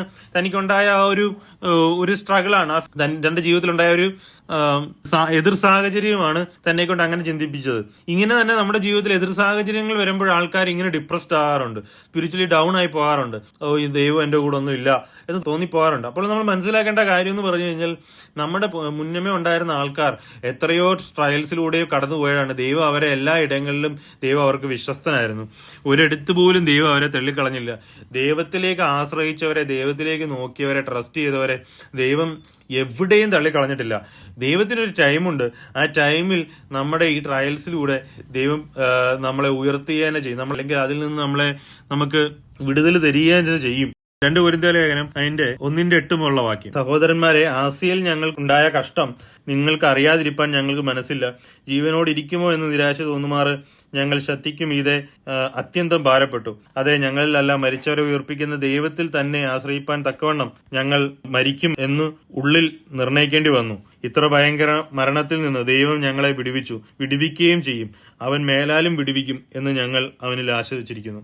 അപ്പോൾ ഇവിടെ പൗലോസ് കടന്നുപോയ ഒരു ഭീകരമായ അനുഭവത്തെ പറ്റിയാണ് പറയുന്നത്. മരണം മുന്നിൽ കണ്ട് താൻ കടന്നുപോയി ഭയന്ന അവസ്ഥയിൽ മരണത്തിൽ നിന്ന് മരിച്ചവരെ ഉയർപ്പിക്കുന്ന ദൈവത്തിൽ തന്നെ ആശ്രയിപ്പാൻ തക്കവണ്ണം ഞങ്ങൾ മരിക്കും എന്നുള്ളിൽ നിർണയിക്കേണ്ടി വന്നു. ഇത്ര ഭയങ്കര മരണത്തിൽ നിന്ന് ദൈവം ഞങ്ങളെ വിടുവിക്കുകയും ചെയ്യും. അവൻ മേലാലും വിടുവിക്കും എന്ന് ഞങ്ങൾ ആശിച്ചിരിക്കുന്നു. അപ്പോൾ ഇവിടെ ആ ഒരു ട്രയൽസിലൂടെ തങ്ങൾ കടന്നുപോയപ്പോൾ, ആ ഒരു സഫറിങ്സിലൂടെ അല്ലെങ്കിൽ മരണകരമായ ആ ഒരു സാഹചര്യത്തിലൂടെ കടന്നുപോയപ്പോൾ ദൈവത്തിൽ പ്രത്യാശ വെച്ച് അതിനെ ഓവർകം ചെയ്തതാണ് പൗലോസ് ഇവിടെ കാണാൻ കഴിയും. എങ്കിലും പൗലോസിന് ആ ഭയം ഉള്ളിൽ, ആ ഒരു ആത്മീകമായ പ്രഷർ അവിടെ കടന്നു പോകുന്നതാണ് നമുക്ക് കാണാൻ കഴിയുന്നത്. ഇങ്ങനെ പല വിശുദ്ധന്മാരും തങ്ങളുടെ വിശ്വാസ ജീവിതത്തിൽ കടന്നു പോയിട്ടുണ്ട്. അങ്ങനെ സംഭവിക്കുന്നത് കൊണ്ട് നമ്മൾ യഥാർത്ഥമായും രക്ഷിക്കപ്പെട്ടവരല്ല എന്നൊന്നും തോന്നണ്ട. പക്ഷെ നമ്മൾ ദൈവത്തിലുള്ളൊരു പ്രത്യാശ നമുക്ക് ആ സമയം, എല്ലാ സമയവും ഉണ്ട്. കാരണം ദൈവം വിശ്വസ്തനാണ്. ദൈവം നമ്മളെ തള്ളിക്കളയത്തില്ല, ഒരിക്കലും ഉപേക്ഷിക്കുകയില്ല എന്നുള്ളതാണ് നമ്മൾ മനസ്സിലാക്കേണ്ടത്. ഇവിടെ കൊരിന്ത്യ ലേഖനത്തിൽ പൗലോസ് ദൈവത്തിൽ ട്രസ്റ്റ് ചെയ്തതുപോലെ നമ്മളും നമ്മളുടെ എതിർ സാഹചര്യങ്ങളിൽ ദൈവത്തിൽ ആശ്രയിക്കുകയും, പുറമേയുള്ള ഇങ്ങനെയുള്ള സാഹചര്യങ്ങളിൽ ദൈവത്തോട് ആശ്രയിക്കുകയും ദൈവത്തിൽ പ്രത്യാശ വയ്ക്കുകയും ചെയ്യേണ്ടതാണ്. അതുപോലെ മറ്റൊരു കാര്യമാണ്, നമ്മൾ ഇങ്ങനെയുള്ള സാഹചര്യങ്ങളിൽ നമ്മൾ ഏത് കഷ്ടതയിലൂടെ ആയിക്കോട്ടെ കടന്നു പോകുന്നത്, പക്ഷെ നമ്മൾ മനസ്സിലാക്കേണ്ട ഒരു കാര്യം, ദൈവം ചെയ്ത നല്ല വശങ്ങൾ ദൈവത്തോട് എപ്പോഴും അതിൽ സ്തുതിക്കുക എന്നുള്ളതാണ് നമ്മൾ മനസ്സിലാക്കേണ്ട ഒരു കാര്യം. അതായത് ദൈവം നമ്മൾക്ക് ചെയ്ത നല്ല കാര്യങ്ങൾ, കർത്താവ് നമ്മളെ രക്ഷിച്ചു എന്നും കർത്താവ് നമ്മളെ സ്നേഹിക്കുന്നു എന്നും കർത്താവ് നമ്മളെ കഴിഞ്ഞ കാലങ്ങളിൽ നടത്തിക്കൊണ്ട് പോയ അവസ്ഥ, അത് നമ്മൾ ഓർക്കുകയും ദൈവത്തിന് സ്തോത്രം ചെയ്യുകയും ചെയ്യേണ്ടതായിട്ടുണ്ട്. ഇപ്പൊ സങ്കീർത്തനക്കാരൻ പറയുന്ന സങ്കീർത്തനം അതിന്റെ 77 അധ്യായം 11 വാക്യം ഇങ്ങനെ പറയുന്നു: ഞാൻ യഹോവയുടെ പ്രവൃത്തികളെ വർണ്ണിക്കും, നിന്റെ പണ്ടത്തെ അത്ഭുതങ്ങളെ ഞാൻ ഓർക്കും. ഞാൻ നിന്റെ സകല പ്രവൃത്തിയെയും കുറിച്ച് ധ്യാനിക്കും, നിന്റെ ക്രിയകളെക്കുറിച്ച് ഞാൻ ചിന്തിക്കും. ദൈവമേ, നിന്റെ വഴി വിശുദ്ധമാകുന്നു. നമ്മുടെ ദൈവത്തെ പോലെ വലിയ ദൈവം ആരുള്ളൂ. അപ്പോൾ ദാവീദ് തന്റെ പ്രാണന്റെ ഈ അവസ്ഥയെ ദൈവവചനത്തിന്റെ പ്രത്യാശ വെച്ച് ട്രീറ്റ് ചെയ്യുന്നതാണ് നമുക്ക് കാണാൻ കഴിയുന്നത്. നമ്മളും ഇങ്ങനെ തന്നെയാണ്. ഈ സഫറിങ്സിലൂടെ കടന്നു പോകുമ്പോൾ, നമ്മൾ വിഷാദത്തിലേക്ക് ഞെരുങ്ങി പോകുമ്പോൾ ദൈവത്തിന്റെ പ്രോമിസസ് പറഞ്ഞു മനസ്സിലാക്കുക, ദൈവത്തിന്റെ കൃപയെപ്പറ്റി നമ്മളോട് തന്നെ പറഞ്ഞു മനസ്സിലാക്കുക, ദൈവം നമ്മളോട് ചെയ്ത കരുണ, ദൈവം നമ്മളോട് ചെയ്ത പ്രവൃത്തികൾ, നമുക്ക് ചെയ്ത നല്ല ദാനങ്ങൾ ഓർത്ത് ദൈവത്തെ സ്തുതിക്കുകയും, ഇങ്ങനെ ദൈവത്തോട് എപ്പോഴും നന്ദിയുള്ള ഹൃദയമായി നമ്മുടെ മനസ്സിനെ അങ്ങനെ ഒരു മനസ്സാക്കി നമ്മുടെ മനസ്സിനെ പഠിപ്പിക്കുകയാണ് ചെയ്യേണ്ടത്. ദൈവത്തിലേക്ക് അങ്ങനെ പ്രത്യാശ വെക്കുവാൻ പഠിപ്പിക്കുകയാണ് ഇവിടെ ദാവീദ് ചെയ്യുന്നത്. അതേ രീതിയിലാണ് നമ്മൾ നമ്മുടെ മനസ്സിനെ ട്രീറ്റ് ചെയ്യേണ്ടത്. ഇങ്ങനെയുള്ളൊരു സാഹചര്യത്തില് നമ്മൾ നമ്മുടെ മനസ്സിനെ ദൈവത്തിലേക്ക് ഉയർത്തുകയും ദാവീദ് ചെയ്ത പോലെ ദൈവത്തിന്റെ പ്രവൃത്തികൾ, നല്ല പ്രവൃത്തികളെ ഓർത്ത് ദൈവത്തെ സ്തുതിക്കുകയും ചെയ്യുകയാണ് ചെയ്യേണ്ടത്. അതുപോലെ തന്നെ 1 പത്രോസിന്റെ ലേഖനം അതിന്റെ 1:7 ഇങ്ങനെ പറയുന്നു: അഴിഞ്ഞു പോകുന്നതും തീയിൽ ശോധന അഴിക്കുന്നതുമായ പൊന്നിനേക്കാൾ നിങ്ങളുടെ വിശ്വാസത്തിന്റെ പരിശോധന വിലയേറിയത് എന്ന് യേശുക്രിസ്തുവിന്റെ പ്രത്യക്ഷതയിൽ പുകഴ്ചയ്ക്കും തേജസ്സിനും മാനത്തിനുമായി കാണുവാൻ അങ്ങനെ ഇടവരും. അപ്പോൾ അതുപോലെ തന്നെ ട്രയൽസിന്റെ മധ്യേ കടന്നു, അല്ലെങ്കിൽ അനവധി പരീക്ഷണങ്ങളിലൂടെ മധ്യേ കടന്നു പോകുന്നവർ, അനവധി പ്രശ്നങ്ങളിലൂടെ മധ്യേ കടന്നു പോകുന്നവർ മനസ്സിലാക്കേണ്ട കാര്യം, ദൈവം പല സാഹചര്യങ്ങളിലൂടെ നമ്മളെ കടത്തിവിടുന്നത് നമ്മുടെ വിശ്വാസത്തിന്റെ പരീക്ഷണമായിരിക്കും. അത് അഴിഞ്ഞു പോകുന്നതും തീയിൽ ശോധന കഴിക്കുന്നതുമായ, അതായത് നശിച്ചു പോകുന്നതും എന്നിട്ട് അഴിഞ്ഞു പോകുന്ന സ്വർണം തീയിൽ ശോധന കഴിക്കുന്നെങ്കിൽ അതിനേക്കാൾ നിങ്ങളുടെ വിശ്വാസത്തിന്റെ പരിശോധന വിലയേറിയത് എന്ന് യേശുക്രിസ്തുവിന്റെ പ്രത്യക്ഷതയിൽ പുകഴ്ചയ്ക്കും തേജസ്സിനും മാനത്തിനുമായി കാണുവാൻ അങ്ങനെ ഇടവരും. അപ്പോൾ നമ്മളുടെ വിശ്വാസത്തിന്റെ പരിശോധന, ടെസ്റ്റിങ്, അത് ഈ പൊന്ന് തീയിലിട്ട് ശോധന ചെയ്യുന്നതിനേക്കാൾ വലിയ ആണ്. അതുപോലെ പലരും വിചാരിച്ചിരിക്കുന്നത് ദൈവം തങ്ങൾ എന്തോ പാപികളായതുകൊണ്ടാണ് ദൈവം ഇങ്ങനെ കഷ്ടതകളിലൂടെ കടത്തിവിടുന്നത്, ദൈവം എന്നെ വേദനയിലൂടെ കടത്തിവിടുന്നത്, ദൈവം എന്നോട് ക്ഷമിക്കുന്നില്ല, ദൈവം എൻ്റെ കഴിഞ്ഞ കാര്യങ്ങളെ ക്ഷമിക്കുന്നില്ല, അല്ലെങ്കിൽ ദൈവം എന്നെ വെറുക്കുന്നു, ദൈവം എന്നെ സ്നേഹിക്കുന്നില്ല എന്നാണ് വിചാരിച്ചിരിക്കുന്നത്. പക്ഷെ നമ്മൾ മനസ്സിലാക്കേണ്ട കാര്യം, ദാവീദിന്റെ സങ്കീർത്തനം അതിന്റെ 11-ാം അധ്യായം അതിന്റെ 5-ാമത്തെ വാക്യത്തിൽ പറയുന്നു, യഹോവ നീതിമാനെ ശോധന ചെയ്യുന്നു, ദുഷ്ടനെയും സാഹസപ്രിയനെയും അവന്റെ ഉള്ളം വെറുക്കുന്നു. നീതിമാനെ എന്ത് ചെയ്യുന്നു എന്നാണ്, ശോധന ചെയ്യുന്നു എന്നാണ് പറയുന്നത്. നീതിമാനെ പിന്നെയും കർത്താവിന്റെ വിശുദ്ധിയിലേക്ക് നടത്തേണ്ടതിന് വേണ്ടി കർത്താവിലേക്ക് അവനെ നീതിമാനെ പിന്നെയും ശോധന ചെയ്യുകയാണ് ദൈവം ചെയ്യുന്നത്.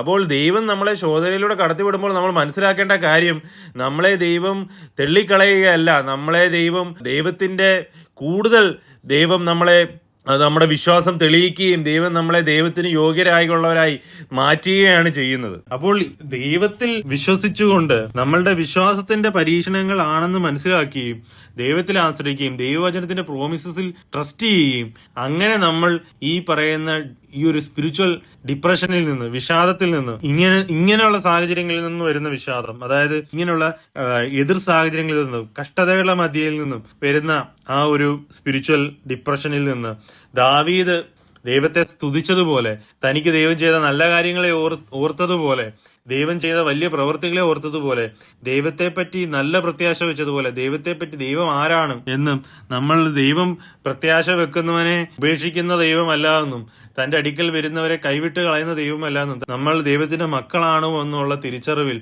ദൈവത്തെപ്പറ്റി ഒരു റിയൽ പിക്ചറിൽ ദൈവത്തെ സ്തുതിക്കുകയും ദൈവത്തിൽ പ്രത്യാശ വെക്കുകയും അങ്ങനെ നമ്മുടെ പ്രാണനെ ട്രെയിൻ ചെയ്യുകയാണ് ചെയ്യേണ്ടത്.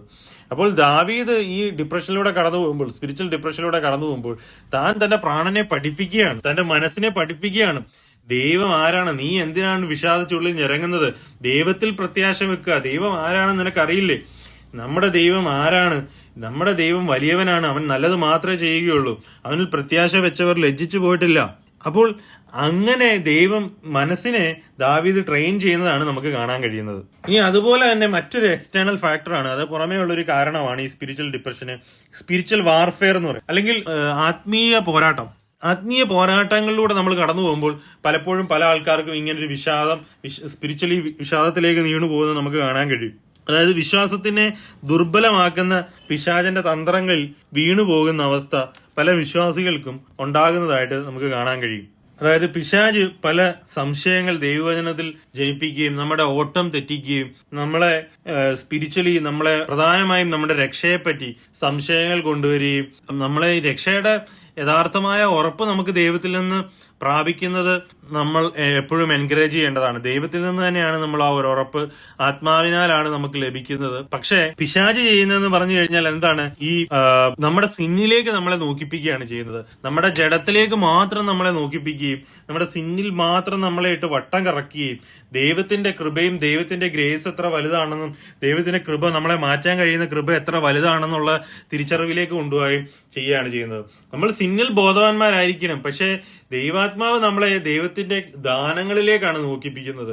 എത്ര വലുതാണ് ദൈവത്തിന്റെ ദാനം, എന്റെ സിന്നിനെ മാറ്റാൻ കഴിയുന്ന, എന്നെ ശുദ്ധീകരിക്കാൻ കഴിയുന്ന, എന്നെ ശുദ്ധീകരിച്ച് ദൈവത്തിന് മുന്നിൽ നിർത്താൻ കഴിയുന്ന ദൈവകൃപയിലേക്കാണ് ദൈവത്തിന്റെ ആത്മാവും ദൈവവചനവും നമ്മളെ ഫോക്കസ് ചെയ്യിപ്പിക്കുന്നത്. അപ്പോൾ ഒരേ സമയം നമ്മുടെ സിന്നെടുത്ത് കാണിക്കുകയും അതേപോലെ തന്നെ ദൈവകൃപ നമ്മളിൽ എത്രത്തോളം ഉണ്ട്, അവൈലബിൾ ആണ് എന്ന് നമ്മളെ കാണിക്കുകയാണ് ചെയ്യുന്നത്. അല്ലാതെ പിശാച് എന്താണ് കാണിക്കുന്നത്, പിശാച് നമ്മുടെ സിന്നിലേക്ക് മാത്രം കാണിക്കുകയും നമ്മൾ മരണത്തിന് മാത്രം യോഗ്യനാണെന്നും നമ്മൾ ഈ നശിച്ചു പോകുന്ന ശരീരത്തിലാണ് നമ്മുടെ ജീവിതമെന്നും ഈ സിന്നിൽ നമ്മൾ വിധിക്കപ്പെട്ടവരാണെന്നും ഇതിൽ നിന്ന് നമുക്ക് രക്ഷയില്ല എന്നും നമ്മളെ ബോധിപ്പിച്ച് നമ്മളെ അതിനകത്ത് ഇടുകയാണ് പിശാച് ചെയ്യുന്നത്. വിശ്വാസത്തിൽ ബലഹീനരാക്കി പുറകോട്ട് വലിക്കുകയാണ് പിശാച് ചെയ്യുന്ന കാര്യങ്ങൾ. അപ്പൊ പിശാചിനെ എതിർത്ത് നിൽക്കുക എന്നുള്ളത് നമ്മുടെ വിശ്വാസ ജീവിതത്തിൽ വളരെ പ്രധാനപ്പെട്ട ഒരു കാര്യമാണ്. അപ്പോൾ പിശാച് ചെയ്യുന്നത് ഈ വിശ്വാസത്തിൽ ഡൗട്ട് കൊണ്ട് തരിക എന്നുള്ളതാണ്. ഇപ്പം 1 പത്രോസിന്റെ ലേഖനം അതിന്റെ 5-8 വാക്യത്തിൽ ഇങ്ങനെ പറയുന്നു, നിർബന്ധരായിരിപ്പിൻ, ഉണർന്നിരിപ്പിൻ, നിങ്ങളുടെ പ്രതിയോഗിയായ പിശാച് അലർന്ന സിംഹം എന്ന പോലെ ആരെ വിഴുങ്ങേണ്ടു എന്ന് തിരഞ്ഞു ചുറ്റി നടക്കുന്നു. ലോകത്തിൽ നിങ്ങൾക്കുള്ള സഹോദര വർഗത്തിന് ആവക കഷ്ടപ്പാടുകൾ തന്നെ പൂർത്തിയായി വരുന്നു എന്നറിഞ്ഞ് വിശ്വാസത്തിൽ സ്ഥിരമുള്ളവരായി അവനോട് എതിർത്ത് നിൽപ്പിൻ. വിശ്വാസത്തിൽ സ്ഥിരമുള്ളവരായി അവനോട് എതിർത്ത് നിൽപ്പിൻ. 9 വാക്യത്തിൽ പറയുന്നു, ലോകത്തിൽ നിങ്ങൾക്കുള്ള സഹോദര വർഗത്തിന് ആവക കഷ്ടപ്പാടുകൾ തന്നെ പൂർത്തിയായി വരുന്നു എന്നറിഞ്ഞ് വിശ്വാസത്തിൽ സ്ഥിരമുള്ളവരായി അവനോട് എതിർത്ത് നിൽപ്പിൻ. പിശാചിനോട് പിശാചിനോട് എതിർത്ത് നിൽപ്പിൻ. വിശ്വാസത്തിൽ സ്ഥിരതയുള്ളവരായി പിശാചിനോട് എതിർത്ത് നിൽപ്പിൻ. പിശാച് എന്താ കാണിക്കുന്നത്? നമ്മുടെ സിന്നിലേക്ക് നോക്കിക്കുകയാണ് ചെയ്യുന്നത്. അവിടെ സിന്നിൽ നമ്മൾ വിധിക്കപ്പെടാതെ കർത്താവ് നമ്മളെ ഏത് നിമിഷവും നമ്മുടെ കർത്താവിനോട് നമ്മുടെ സിന്നെ ഏറ്റുപറയുകയും, അവിടെ അതുപോലെ തന്നെ മനസ്സിലാക്കേണ്ട കാര്യം സിന്നെ ഏറ്റുപറയാതിരിക്കുകയും ചെയ്യരുത്. ഏത് സിന്നാണേലും നമ്മുടെ ജീവിതത്തിൽ ഏത് സിന്നിലൂടെയാണ് നമ്മൾ കടന്നു പോകുന്നത്, ഏത് മോശം സിന്നിലൂടെ ആണെങ്കിലും നമ്മൾ ദൈവസന്നിധിയിൽ ഏറ്റുപറയാൻ മടിക്കാൻ ഒരിക്കലും കാരണമാകരുത്. മടിപ്പ് കൊണ്ടുവരുന്ന ദുർമനസാക്ഷിയാണ്. ദുർമനസാക്ഷി എന്ന് പറഞ്ഞാൽ നമ്മുടെ ജഡത്തിൽ നിന്ന് വരുന്നതാണ്. അത് പൈശാചികമാണ്, ദൈവീകമല്ല. നമ്മുടെ ഉള്ളിൽ നിന്ന് വരുന്ന ദുർമനസാക്ഷി ദൈവത്തിൽ നിന്നുള്ളതല്ല എന്നുള്ളത് നമ്മൾ മനസ്സിലാക്കുക. ദൈവത്തോട് അടുത്ത് ചെല്ലുക. ദൈവത്തോട് അടുപ്പിക്കാതിരിപ്പിക്കുന്നത് മരണത്തിന്റെ ശക്തിയുടെ വ്യാപാരമാണ്. അല്ലെങ്കിൽ എന്താ പറയുന്നത്, പാപത്തിൽ നിന്ന് വന്ന ഒരു ഈവിൾ മൈൻഡാണ് നമ്മളെ ദൈവത്തോട് അടുപ്പിക്കാതിരിക്കുന്നത്. അപ്പോൾ ദൈവത്തോട് നമ്മളെ അടുപ്പിക്കുന്നതാണ് ക്രിസ്തു നമുക്ക് ചെയ്ത പ്രവൃത്തി. ക്രിസ്തുവിനോട് നമ്മളെ അടുപ്പിക്കുകയാണ് നമ്മളെ തന്നെ ചെയ്യേണ്ടത്. അപ്പോൾ അങ്ങനെയുള്ള പിശാചിന്റെ തന്ത്രങ്ങളോട് നമ്മൾ എതിർത്ത് നിൽക്കേണ്ടതായിട്ടുണ്ട്. ആകയാൽ നിങ്ങൾ ദൈവത്തോട് കീഴടങ്ങുവിൻ, പിശാചിനോട് എതിർത്ത് നിൽപ്പിൻ, എന്നാൽ അവൻ നിങ്ങളെ വിട്ട് ഓടിപ്പോകും. യാക്കോബിന്റെ 4-ാം അധ്യായം 7-ാമത്തെ വാക്യം. അതുപോലെ തന്നെ എഫേസ്യ ലേഖനം അതിന്റെ 6-ാം അധ്യായം 10 മുതലുള്ള വാക്യത്തിൽ ഇങ്ങനെ പറയുന്നു: ഒടുവിൽ കർത്താവിലും അവന്റെ അമിതബലത്തിലും ശക്തിപ്പെടുവിൻ, പിശാചിന്റെ തന്ത്രങ്ങളോട് എതിർത്ത് നിൽപ്പാൻ കഴിയേണ്ടതിന് ദൈവത്തിന്റെ സർവായുധ വർഗം ധരിച്ചുകൊള്ളുവിൻ. നമുക്ക് പോരാട്ടമുള്ളത് ജഡരക്തങ്ങളോടല്ല, വാഴ്ചകളോടും അധികാരങ്ങളോടും, ഈ അധികാരത്തിന്റെ ലോകാധിപതികളോടും സ്വർലോകങ്ങളിലെ ദുഷ്ടാത്മസേനയോടും അത്രേ. അതുകൊണ്ട് നിങ്ങൾ ദുർദിവസത്തിൽ എതിർപ്പാനും സകലവും സമാപിച്ചിട്ട് ഉറച്ചു നിൽപ്പാനും കഴിയേണ്ടതിന് ദൈവത്തിന്റെ സർവായുധ വർഗം എടുത്തുകൊള്ളുവിൻ. നിങ്ങളുടെ അരയ്ക്ക് സത്യം കെട്ടിയും നീതി എന്ന കവചം ധരിച്ചും സമാധാനം സുവിശേഷത്തിനായി ഒരുക്കം കാലിന് ചെരുപ്പുമാക്കിയും എല്ലാറ്റിനും ഇതേ ദുഷ്ടന്റെ തീയമ്പുകളെയൊക്കെയും കെടുക്കുവാൻ തക്കതായി വിശ്വാസം എന്ന പരിചയം എടുത്തുകൊള്ളുവിൻ. ദുഷ്ടന്റെ തീയമ്പുകളെ തടുപ്പിക്കുന്നത് എന്താണ്? വിശ്വാസം എന്ന പരിച, രക്ഷ എന്ന ശിരസ്ത്രവും ദൈവവചനം എന്ന ആത്മാവിന്റെ വാളും. ഈ 3 കാര്യം, വിശ്വാസം എന്ന പരിച, രക്ഷ എന്ന ശിരസ്ത്രം, അതായത് ഹെൽമെറ്റ്. ആ രക്ഷയുടെ ഉറപ്പ് നമുക്കില്ലെങ്കിൽ ഹെൽമെറ്റ് നമ്മൾ ഊരുമ്പോൾ എന്താ സംഭവിക്കുന്നത്? ശത്രുവിനെ തീയുമ്പോൾ നമ്മുടെ നെറ്റിയിൽ പതിക്കുകയും നമ്മൾ വീഴുകയാണ് ചെയ്യുന്നത്. അപ്പൊ ആ ഓട്ടത്തിൽ വീഴുകയാണ് ചെയ്യുന്നത്. രക്ഷ നഷ്ടപ്പെട്ടു പോകുമെന്നല്ല ഇവിടെ പറയുന്നത് ഞാൻ. അപ്പോൾ ഓട്ടത്തിൽ വീഴുകയാണ് ചെയ്യുന്നത്, നമ്മൾ തളർന്നു പോവുകയാണ്. വിശ്വാസത്തിന്റെ ഓട്ടം സംബന്ധിച്ച് നമ്മൾ വീണു പോവുകയാണ് ചെയ്യുന്നത്. ദൈവവചനം എന്ന ആത്മാവിന്റെ വാളും. അപ്പോൾ ഈ ആത്മാവിന് എന്ത് വേണം? ദൈവവചനം എന്ന വാള് വേണം.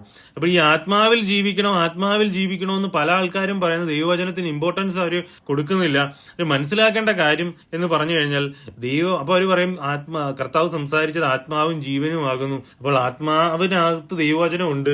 ആത്മാവ് നമ്മൾ ജീവിക്കുമ്പോൾ ദൈവവചനം നമുക്ക് ബോധ്യം വരും. തീർച്ചയായും ആത്മാവ് നമ്മുടെ തലയിൽ ഈ ദൈവവചനം കേറിയാലല്ലേ നമുക്ക് ആത്മാവ് മനസ്സിലാക്കി തരുന്നുള്ളൂ. അതുകൊണ്ട് ദൈവവചനം വായിക്കുകയും അത് മനസ്സിലാക്കുകയും അത് റിപ്പീറ്റ്ലി വായിക്കുകയും പിന്നെയും ദൈവവചനം പ്യൂർലി വായിക്കുകയും തിയോളജിക്ക് അപ്പുറമായി ദൈവവചനം പ്യൂറായിട്ട് വായിക്കുകയും അത് മൈൻഡിൽ സ്ഥിരതയോടെ നിർത്തുകയുമാണ്, അല്ലെങ്കിൽ ഓർമ്മയോടെ നിർത്തുകയുമാണ് ഒരു വിശ്വാസി ചെയ്യേണ്ടത്. അപ്പോൾ തക്ക സമയത്ത് ദൈവവചനം നമ്മളിൽ ആത്മാവിനാൽ ക്രിയ ചെയ്യും. പിശാചിന്റെ തന്ത്രങ്ങൾ അല്ലെങ്കിൽ തക്ക സമയത്ത് എന്ത് ചെയ്യും? ദൈവവചനം നമുക്കറിയത്തില്ല. ആത്മാവിനാൽ ജീവിക്കുവാൻ ദൈവവചനമില്ലാതെ നമുക്ക് കഴിയില്ല. പിശാചിനോട് എതിർത്ത് നിൽപ്പാൻ ദൈവവചനമില്ലാതെ നമുക്ക്, ദൈവവചനത്തിന്റെ ഉപദേശത്തിന്റെ ബോധ്യങ്ങളില്ലാതെ നമുക്ക് കഴിയുകയില്ല. അതുപോലെ തന്നെ ഈ സ്പിരിച്വൽ ഡിപ്രഷന് മറ്റൊരു കാരണമാണ് ഈ ഒറ്റയ്ക്കുള്ള അവസ്ഥ, ഒറ്റപ്പെടൽ എന്ന് പറഞ്ഞ്. ദാവീദ് ഒരു ഒറ്റപ്പെടലിലൂടെ കടന്നു പോകുന്നതായിട്ട് നമുക്ക് കാണാൻ കഴിയും. താൻ എല്ലാം നഷ്ടപ്പെട്ട് താൻ ഒറ്റയ്ക്കായി, രാജ്യവും എല്ലാം നഷ്ടപ്പെട്ട് താൻ ഒറ്റയ്ക്ക് ആകുന്ന അവസ്ഥയാണ് നമുക്ക് കാണാൻ കഴിയുന്നത്. അപ്പോൾ ആ അവസ്ഥയും തന്റെ ആ ഒരു സ്പിരിച്വൽ ഡിപ്രഷനിലേക്ക് അളവ് കൂട്ടുന്നതായിട്ട് നമുക്ക് കാണാൻ കഴിയും. അപ്പോൾ ഈ ഒറ്റപ്പെടൽ എന്ന് പറഞ്ഞു കഴിഞ്ഞാൽ ഒരു വിശ്വാസി പലപ്പോഴും നേരിടാൻ സാധ്യതയുള്ളത്, ഇപ്പം ആൾക്കൂട്ടത്തിലാണേലും ചിലപ്പോൾ നമുക്ക് ദൈവത്തിൽ തന്നിരിക്കുന്ന വ്യത്യസ്ത വ്യൂ പോയിന്റ് സംബന്ധിച്ച് നമ്മൾ ഒറ്റയ്ക്കായിരിക്കും. ചിലപ്പോൾ നമുക്ക് ഫിസിക്കലി ഒരു കൂട്ടായ്മ കൂടാൻ സാഹചര്യത്തിലൂടെ ആയിരിക്കും നമ്മൾ കടന്നു പോകുന്നത്. അപ്പോഴെല്ലാം നമ്മൾ മനസ്സിലാക്കേണ്ട കാര്യം, നമ്മുടെ ഏറ്റവും പ്രധാനമായ കൂട്ടായ്മ പിതാവും പുത്രനും പരിശുദ്ധാത്മാവുമായിട്ടുള്ള ആ ത്രിയേക ദൈവമായിട്ടുള്ള ഒരു കൂട്ടായ്മയാണ് ഒരു വിശ്വാസിക്ക് പ്രധാനമായും. അതിൽ നിന്നാണ് ഈ പറയുന്ന കൂട്ടായ്മകളെല്ലാം അനുഗ്രഹമായി ഇരിക്കുന്നതെന്നാണ് ഞാൻ മനസ്സിലാക്കുന്നത്. അപ്പോൾ ഒരു വിശ്വാസി എപ്പോഴും കർത്താവ് പ്രാർത്ഥിച്ചതുപോലെ യോഹന്നാന്റെ സുവിശേഷം 17-ാം അധ്യായത്തിൽ അതിന്റെ 17-21 പറയുന്നു, നീ എന്നെ അയച്ചിരിക്കുന്നു എന്ന് ലോകം വിശ്വസിപ്പാൻ അവർ എല്ലാവരും ഒന്നാകേണ്ടതിന് പിതാവേ നീ എന്നിലും ഞാൻ നിന്നിലും ആകുന്നത് പോലെ അവരും നമ്മിൽ ആകേണ്ടതിന് തന്നെ. അപ്പോൾ ദൈവമായിട്ടുള്ള ആ ഒരു ഒരുമ, ആ ത്രിയേക ദൈവമായിട്ടുള്ള ആ ഒരു യൂണിറ്റി ഒരു വിശ്വാസിയെ സംബന്ധിച്ച് എല്ലാ ഐസൊലേഷനിലും എല്ലാ ഒറ്റപ്പെടലിലും ദൈവമായിട്ടുള്ള കൂട്ടായ്മ അവനെ ആനന്ദിപ്പിക്കും. സങ്കീർത്തനം 16:11 പറഞ്ഞു, ജീവന്റെ വഴി നീ എനിക്ക് കാണിച്ചു തരും, നിന്റെ സന്നിധിയിൽ സന്തോഷ പരിപൂർണതയും നിന്റെ വലതുഭാഗത്ത് എന്നും പ്രമോദങ്ങളും ഉണ്ട്. അപ്പോൾ ദൈവത്തോട് അടുത്തിരിക്കുന്നവർക്ക് എന്നും ആത്മാവിന്റെ സന്തോഷം, സമൃദ്ധി എപ്പോഴും ഉണ്ടായിരിക്കും. അപ്പോൾ ഒറ്റപ്പെടലിൽ ഒരു വിശ്വാസിക്ക് തുണയായിരിക്കുന്നത് കർത്താവാണ്, കർത്താവുമായിട്ടുള്ള കൂട്ടായ്മയാണ്. അതുകൊണ്ടാണ് പൗലോസ് പറഞ്ഞ് 2 തിമോത്തിക്ക് എഴുതിയ ലേഖനത്തിൽ അതിന്റെ 4:16 വാക്യത്തിൽ പറഞ്ഞു, എന്റെ ഒന്നാം പ്രതിവാദത്തിൽ ആരും എനിക്ക് തുണ നിന്നില്ല, എല്ലാവരും എന്നെ കൈവിട്ടു, അത് അവർക്ക് കണക്കിടാതിരിക്കട്ടെ. കർത്താവ് എനിക്ക് തുണ നിന്നു, പ്രസംഗം എന്നെ കൊണ്ട് നിവർത്തിപ്പാനും സകല ജാതികളും കേൾപ്പാനും എന്നെ ശക്തീകരിച്ചു, അങ്ങനെ ഞാൻ സിംഹത്തിന്റെ വായിൽ നിന്ന് രക്ഷ പ്രാപിച്ചു. ഇവിടെ പൗലോസ് പറയാണ്, കർത്താവ് തനിക്ക് തുണ നിന്നു. ഇങ്ങനെ കർത്താവ് പലയിടങ്ങളിലായും തന്റെ ജീവിതത്തിൽ തുണയായി നിൽക്കുന്നത് നമുക്ക് പൗലോസിൽ കാണാൻ കഴിയും. അപ്പോൾ ഇതുപോലെ തന്നെ ദാവീദിന്റെ ജീവിതത്തിലാണെങ്കിലും യോബിന്റെ ജീവിതത്തിലാണെങ്കിലും എല്ലാവരുടെയും ജീവിതത്തിൽ അവരുടെ ഈ ഐസൊലേഷനിൽ, ഈ ഒറ്റപ്പെടലിൽ, ഈ നമ്മളുടെ പഴയ നിയമ വിശുദ്ധന്മാരിലെ ആയാലും എല്ലാവരിലും നോക്കുമ്പോൾ നമ്മളുടെ മുന്നമേ വന്ന വിശുദ്ധന്മാരുടെ ജീവിതം നോക്കുകയാണെങ്കിലും അവരുടെ ജീവിതത്തിലുള്ള ഈ ഒറ്റപ്പെടലിന്റെ നടുവിൽ അവർക്ക് തുണയായിരിക്കുന്നത് ദൈവമാണ്. ദൈവം ഒറ്റപ്പെടുന്നവരുടെയും നുറുങ്ങിയിരിക്കുന്നവർക്കും വളരെ സമീപസ്ഥനാണ് എന്നുള്ളതാണ് നമ്മൾ മനസ്സിലാക്കേണ്ട കാര്യം. ദൈവം നമുക്ക് കൂടുതൽ അടുത്തായിരിക്കുന്നു എന്നുള്ളതാണ്. ഒറ്റപ്പെടുമ്പോഴാണ് നമ്മൾ കൂടുതൽ ദൈവത്തോട് അടുക്കാൻ സാധ്യതയുള്ള എന്ന് പറഞ്ഞാൽ. അപ്പോൾ നമ്മൾ ദൈവത്തോട് കൂടുതൽ അടുക്കുകയും ദൈവത്തിൽ ആശ്രയിക്കുകയും പ്രത്യാശ വെക്കുകയുമാണ് ഈ ഒറ്റപ്പെടലിന്റെ നടുവിൽ ഒരു വിശ്വാസി മനസ്സിലാക്കേണ്ടത്. അങ്ങനെ അവരുടെ ആ ഒരു സ്പിരിച്വൽ വിഷാദത്തിൽ നിന്ന് അവർ ഓവർകം ചെയ്ത് വരികയാണ് ചെയ്യേണ്ടത്. അപ്പോൾ സ്പിരിച്വൽ ഡിപ്രഷൻ എന്ന് നമ്മൾ നോക്കിയപ്പോൾ പല കാരണങ്ങളും അതിന്റെ സൊല്യൂഷൻസും നമ്മൾ കണ്ടു.